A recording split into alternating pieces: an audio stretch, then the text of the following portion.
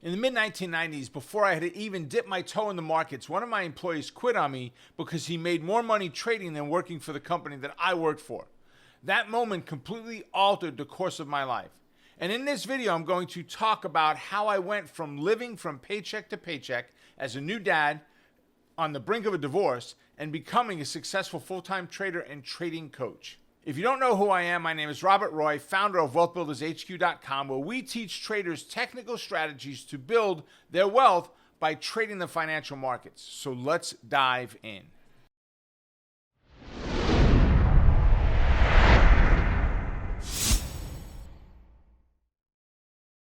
I'm in my office one day in the manufacturing company that I was running one of the divisions for, and one of my workers walks in and says, "Boss, I have to talk to you." "Okay, what do you need?" I need to quit." "Why do you want to quit?" "I'm not making enough money." "Well, I can get you more money. That's not a problem. I don't want you to quit." He goes, No, you don't understand." He said, "I make more money trading the market than I do working here, and I can't do that while I'm working here, so I need to quit." And we went on and talked about it for a few minutes, and I wished him good luck. And before he walked out the door, I said, "Would you mind doing me a favor? Tell me how you learned this so I can go ahead and maybe learn the same things as well." And he was happy to turn me on to the information that he had learned from. We look at my life at home before trading, before learning anything about the market. We had always made good money, and I promised my wife everything when we got married, and I wasn't able to give her anything. We spent more than we made, right? Just like the average person did. We were in debt. We bought stuff that we didn't need. We bought stuff to please other people, right? Make sure that the Joneses know, no offense, Joneses, but that the Joneses know that we're keeping up with them, right? It was crazy, right? It was a very tough time for us, right? Then I finally stepped in and took my very first training on the market, right? And going in there, I didn't tell my wife. I didn't tell anybody about it. I paid a lot of money for this training course, thousands of dollars. I had told nobody what I was doing, right? I had to put it on multiple credit cards because I didn't have one credit card with enough room on it. Right, so I borrowed from Aunt Master to pay Uncle Visa. Y'all know what that is, right? To do that, some of you do anyway, right? But it was very difficult for me. I was very skeptical, but because that person at my company had quit, I felt it was definitely worth a shot for me to take. And I wasn't shy to this, folks, at all. I had done all kinds of crazy stuff like this. I owned a construction company, so I went back and did some construction on the side. Before I was in manufacturing, I owned the construction company. I sold Kirby vacuum cleaners. I did whatever I could to make extra cash. So I was not opposed to working more. I was putting in 12 to 16 hours a day as it was for this company, right? So going in, I had the right mindset because I knew someone else that had made it work, right? After the training, I was so excited. My goodness, I was stoked when I saw the strategies. Now, not all of them were ones that I thought were going to be valuable to me. They talked about dividend capturing and a dead dog bounce and some of these types of things. I didn't see those strategies as real exciting.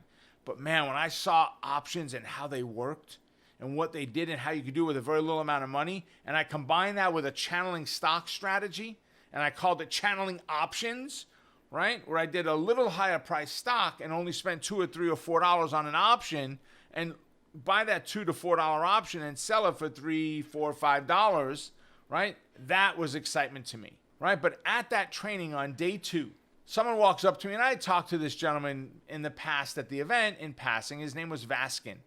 And he walks up to me and he goes, "Kid, we're going to meet at my house once a month. You want to come and hang out and talk about the markets?" "Absolutely. My goodness, I am in." And Vaskin was absolutely amazing. I get to his house that very first month, and it was kind of an introduction. Everybody gets to meet each other, and it was a decent ride. I live on Long Island. He was in Manhattan, so I had to take the Long Island Railroad. I had to take 2 subways to get to him. Not to mention it cost me money, which we just didn't have, right? So the first month goes by, second month comes by, and I'm like, wait, what's going on? You know, we're talking about BS stuff here. This is garbage. Said, we're only doing this once a month, so we finally converted it over to doing it weekly. And Vasquez said, "Well, what would you do different?" I said, "Well, I think somebody should learn a strategy that we just learned at the event we took, come back and teach it." He goes, "Great, you're up first." I'm like, no. That was not me offering. He goes, "That wasn't me asking." You're up first. So I learned a strategy. I came back and I taught it. And very quickly we saw people starting to drop out. Why? Because they had no interest in doing the work. Do it for me, please. If you'll teach me, I'll gladly show up. If I got to do work, I ain't interested. Right? I have no problem doing the work. None whatsoever. So it got to a point where Vaskin and I met regularly on literally, we would talk almost every day. We would be hanging out a couple of times a month for sure. I didn't mind going into the city. He came out to the island occasionally, although his health was not very good. Occasionally he came out to the island. We would meet for lunch. And he sat down and taught me some things that I was just blown away by. When I talk about Fibonacci, right, that's where I learned it from him, from the things that he came up with, that he taught me. Now, he left this earth way too early. He didn't teach me everything that he knew, but he was a business owner. It was a textile business that he had, very successful one. He was an investor, had been for over 40 years in the market, right? He had a beautiful pre-penthouse. He was one floor below the penthouse, but he bought both of them, broke the walls down, and he could brag to the people above him in the penthouse that his pre-penthouses were bigger than their penthouse was, okay? Plus their outside was bigger and so forth, right? But he had been there. He'd done what I want to do. He developed the wealth that I was looking for in my life. And that's what I thought it was, the wealth, not the freedom. I looked at it as the wealth. So when I came home from this 2-day event, I walked in with boxes of stuff. They had these VHS tapes. Give you an idea of how long ago that was, right? Boxes of VHS tape. One VHS tape per big clamshell with a book inside of it. And my wife said, "What is that? Did that come with the event?" Well, yeah, it did, with all 40 some odd days more that I just bought, right? She was angry, wasn't talking to me, wanted nothing to do with what was going on with me trading or learning how to trade. Absolutely nothing at all, right? So I decided to work and hone in on my trading skills with paper trading and extensive journaling. What does that mean? I documented everything. I documented stuff I would never have a need for. What time of the day did you take the trade, right? What was the VIX looking like? What was the market? I documented everything that I could. My emotions, I wrote them all down. I did 10 non-funded or paper trades a day for the next 30 trading days, right? Which means by the time I got to place my very first trade, I had done 300 non-funded trades. Now, they told us at the event we could do 10 funded trades. As long as we did well on those, we're ready to start trading for real. I didn't trust it. I didn't have a lot of money to work with, so I couldn't take that kind of chance, right? My wife comes down into the basement, which is where my office was. My office was, for those of you that have oil heat in your home, my office was in the room where the oil tank is, 275-gallon tank. The day that they would deliver oil, I couldn't stay down there. The smell was too bad, right? 24 hours after, I couldn't be down in that room. Well, she walks downstairs and she looks over my shoulder and says, "Is this what you've been working on?" Now, she hasn't talked to me in like forever, weeks. Feels like years, but weeks. I said, "Yes." She turns the page and says, "You made $400 on that trade." Now, these were all my non-funded trades, right? I said, "Yes, I did." She turns the next page. "You made $1,200 on that trade." Uh-huh. She turns the next page. "You made $4,000 on that one." I did. She turns the page. "You lost $300 there?" Yep. She turns the page. "You made $1,800 on that trade." Yes. She looks at me and goes, "Why aren't you doing it for real?" Now she's mad at me all over again. Right? I couldn't win. Right? But I was happy that she was talking to me. So I took that experience, folks, started to trade for myself, and ultimately started to teach others how to trade.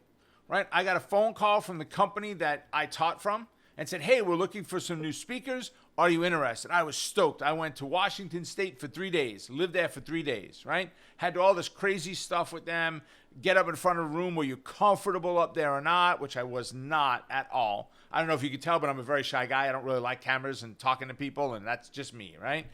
But I did the 3 days, and then they came back to me and said, "We'd like you to come on as a coach." I'm like, "Really? Me?" "Yes, we'd like you to come on as a coach. You need to come to Seattle and live there for 2 weeks." "Oh, okay. You can go home on the weekends," which I did. The one weekend I went home. And I went to Seattle for 2 weeks, learned what it took to become a coach, went out and started to teach others exactly what to do. So I took a break from teaching right about 2016, 2017, somewhere in there, and decided to just go ahead and work on my own, just trade for myself and do my own thing. And I sat down to lunch one day with a friend, and we were talking back and forth. And he said, you're not teaching anymore. Do you miss it? I said, you know what I miss? I miss the plane. I miss being on an airplane, disconnecting from everything. This was before there was internet on the plane. This was before you can get text messages on the plane, right? Or some planes let you use your phone now. You could pay a service to get a phone call in. It was before all of that. So I got to disconnect. I'd put my headset on. I'd listen to some music, some tunes, and just I would write, whatever. But I could do it without the interruption of other people bothering me. Right, and just have some real me time, no questions asked, right? Well, we went back and forth, and the person pushed enough that said, you need to do something on your own again. With all the people that you've helped over the years, and he said, do you think you've ever taught an event that you didn't help somebody? I said, are you kidding me? There's not an event I've ever done that I haven't changed at least one person's life in there. And he said, and you're okay with not doing that anymore, not giving back and not helping others. And I basically looked at him and said, you suck, but you're right. Okay. And we started Wealth Builders from there.